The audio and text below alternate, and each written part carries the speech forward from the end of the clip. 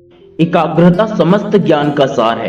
कोई भी साधारण मनुष्य अपने विचार शक्ति का 90% अंश नष्ट कर देता है और इसलिए वह निरंतर भारी भूले करता रहता है। ज्यादा देर तक किसी भी काम या पढ़ाई में फोकस नहीं कर पाता है। एकाग्रचित्त मनुष्य कभी भी कोई भी भूल नहीं करता है। पढ़ा हुआ भूल जाना या किसी जरूरी काम को भूल जाना ये अलग बात है, किंतु पूर्ण एकाग्रता के साथ किसी काम को करना आपकी क्षमता को बढ़ाता है। स्वामी विवेकानंद के अनुसार शिक्षा का सार मन की एकाग्रता प्राप्त करना है, तथ्यों का संकलन नहीं। यदि आपको भीड़ में रहकर शिक्षा प्राप्त करनी हो तो तथ्यों का अध्ययन कदापि न करें। सबसे पहले अपने मन की एकाग्रता को बढ़ाओ, फिर अपनी क्षमता को इतना बढ़ाओ कि बाहरी भटकाव आपको प्रभावित न कर सके। एकाग्रता बढ़ाने के लिए आपको अपने समय को, अपने जीवन में बढ़ते भटकाव को नियंत्रित करना होगा। क्या आप जानते हैं कि दुनिया भर में करीब 2000 से अधिक पुस्तकें हैं जिनमें बताया गया है कि वॉरेन बफेट ने कैसे अपना भाग्य बनाया। उनमें से कई पुस्तकें बहुत कमाल की लिखी गई है, लेकिन लोग अक्सर सिर्फ इस बात पर ध्यान देते हैं कि उन्होंने क्या हासिल किया। इस बात पर कोई भी ध्यान नहीं देता कि उन्होंने बरसों मेहनत की और बहुत कम उम्र से ही उन्होंने बचत को निवेश करना शुरू कर दिया। ये तो आपने किसी न किसी वीडियो में देखा ही होगा कि वे हर दिन बुक्स पढ़ते हैं। इस उम्र में भी वे पढ़ना नहीं छोड़ते हैं। एकाग्रता बढ़ाने के लिए जरूरी नहीं कि आप मेडिटेशन ही करें।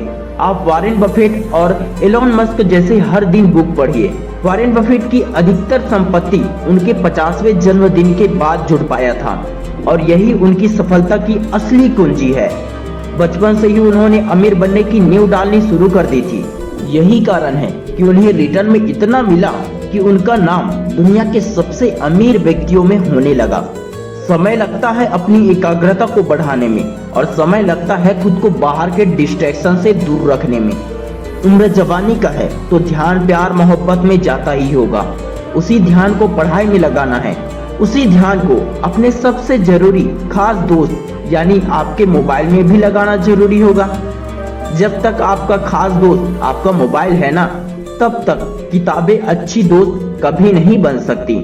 जरूरी ये नहीं है कि आप कितना समय तक पढ़ाई करते हैं, जरूरी ये है कि आप कितना पढ़ाई करते हैं। एग्जाम्पल के लिए आप जॉब करते हैं, हर दिन 8 घंटे की ड्यूटी करते हैं और महीने के 10,000 रुपए कमाते हैं, लेकिन ऐसा व्यक्ति है जो दिन में सिर्फ 4 घंटे मेहनत करता है और वो महीने के 50,000 रुपए कमाता है ना। बहुत बड़ा डिफरेंस। क्वांटिटी मायने नहीं रखता बल्कि क्वालिटी मायने रखता है। एक व्यक्ति कंप्यूटर में एक पेज को 5 मिनट में टाइप कर लेता है तो दूसरा व्यक्ति उसी पेज को 15 मिनट लगा देता है। सैलरी और सम्मान काबिलियत देखकर दिया जाता है। आप अपने हाथों का कितना इस्तेमाल करते हैं ये जरूरी नहीं है, आप अपने बुद्धि का इस्तेमाल कितना करते हैं ये ज्यादा जरूरी है। अपने समय को नियंत्रित कर पाना ही अपने धन का सबसे बड़ा लाभांश है। आपका सबसे बड़ा धन आपका समय है और समय की बचत तब होती है जब हम पूर्ण एकाग्रता से किसी काम को करते हैं। एक विचार लो, उसी विचार को अपना जीवन बनाओ, उसी विचार का चिंतन करो, उसी का स्वप्न देखो और उसी में जीवन बिताओ। कुछ नया सीखना हो तो वहां से मत सीखो जहां से सभी सीख रहे हो, बल्कि वहां से सीखो जहां पर लोगों का ध्यान न हो। वहां भीड़ भी कम होगी या फिर भीड़ ही नहीं होगी। एक मछली समुद्र के लहरों से बहकर नदी और फिर कुएं में जा पहुंची। उस कुएं में मेंढक रहता था। मछली ने मेंढक से पूछा, तुमने कभी समुद्र देखा है? मेंढक कहता है, नहीं देखा। मछली कहती है, समुद्र बहुत बड़ा होता है। मेंढक अपना हाथ फैलाकर कहता है, क्या इतना बड़ा होता है समुद्र? मछली कहती है, नहीं, इससे भी बहुत बड़ा होता है। मेंढक कुएं के दीवार के एक तरफ और दूसरे तरफ को दिखाकर कहता है, क्या यहाँ से लेकर वहां तक इतना बड़ा होता है समुद्र? मछली कहती है, इससे भी बहुत बड़ा होता है। मेंढक कहता है, तुम झूठ बोल रहे हो, क्योंकि इससे बड़ा तो कुछ हो ही नहीं सकता। आप मेंढक की तरह ही छोटी सोच मत रखो, अपने दिमाग को खोलो। आप अपने समय को नियंत्रित कर सकते हैं, आप अपने अंदर के भटकाव को नियंत्रित कर सकते हैं। आप किसी भी काम को फुल कंसंट्रेशन के साथ कर सकते हैं। जरूरत है बस अपने दिमाग के ऊपर के ढक्कन को हटाने की।